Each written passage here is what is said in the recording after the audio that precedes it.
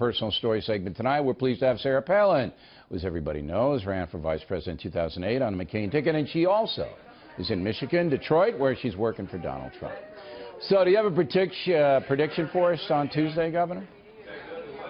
Well, if Trump wins, then America wins. And, you know, I heard you speaking with the guests a little bit earlier asking if the Trump momentum had stopped. And I'm thinking, you're not in Michigan then, because they are hot, hot, hot for Trump. And they here, desiring so much to be that comeback state, they understand that it's someone from the private sector who needs to get in there and shrink government and allow industry to really get revved up again. That's what these Michigan folks are looking for. Well, the polls say Clinton's up by 5, but he's given a big shot. And remember, I remember interviewing you 8 years ago, and you wanted to campaign in Michigan, but the McCain people said you could not, and of course the state went to Barack Obama. Do you feel, and are you willing to make a prediction, that Trump will carry Michigan this time around? There's no reason why he wouldn't. There are these Reagan Democrats here, these blue-collar, hard-working Americans. Maybe they're registered Democrat, but they so want that positive change for their businesses, for that industry to be ushered in. And, you know, speaking to people all day today, there is so much enthusiasm for that positive change. So, you know, the polls, like I've said before, Bill, polls are only good for strippers and cross-country skiers. What matters, of course, is 2 days from now, the getting out the vote effort, making sure these Reagan Democrats and independent Michigan folks and Republicans get out there and cast their vote. Are you going to stay in Michigan to get out the vote there? Is that your assignment? I think my assignment is I move to another locale tomorrow for a couple of events, and I don't know all that inside baseball stuff. Well, you got to know where you're going. About how the campaigns work. No, Bill, no? Believe it or not, you don't know where you're going sometimes. You go where they suggest you go. Well, all right, you're a good soldier for them. Or you go rogue. Now think back 2 years ago, 48 hours before the vote. Did you think you and Senator McCain were going to win? Well, I did, because I'm always optimistic. But I remember 2 days out, because I was sneaking phone calls out to conservative media markets, to you, to Hannity, because, you know, some of the campaign folks were thinking that we needed to really concentrate on trying to shore up some of a liberal vote, bring it on in, and we hadn't spoken a whole lot to conservative outlets. And I remember sneaking phone calls to you guys from a bus. I don't really.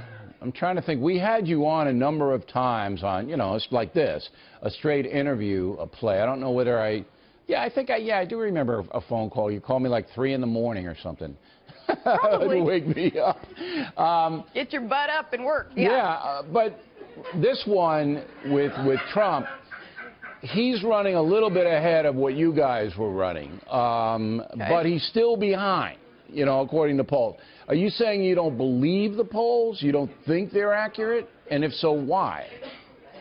Well, it depends on who the pollster is, of course. But we're doing the average. The average is about 2%. Well, yeah, no.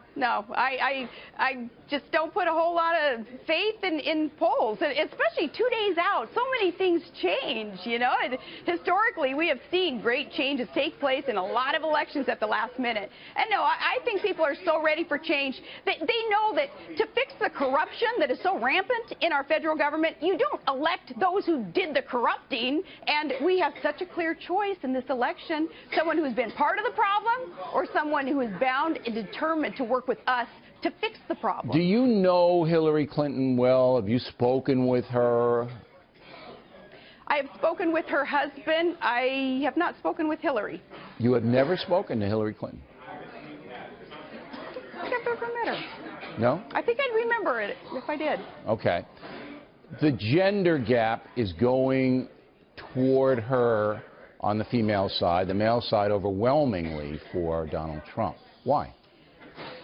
Well, I would hope that women aren't buying into that shtick that's going on right now, a little bit of that, hey, vote for me just because I'm a gal. And, you know, we've learned before to not base a vote based on, you know, gender or any kind of difference, but really on what that person stands for. And, no, I think the women of America, they, too, are wanting a cleaned-up government just as much as the men are. Gender isn't an issue. Again, the polling doesn't show that if Hillary Clinton doesn't win the women by 55%. Do you admire the fact that Hillary Clinton is running for president at all? Do you have any admiration for her?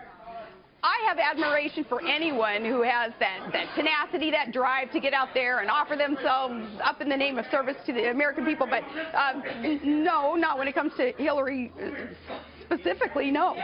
Do you think she's a corrupt woman? Yeah, in a lot of ways she is.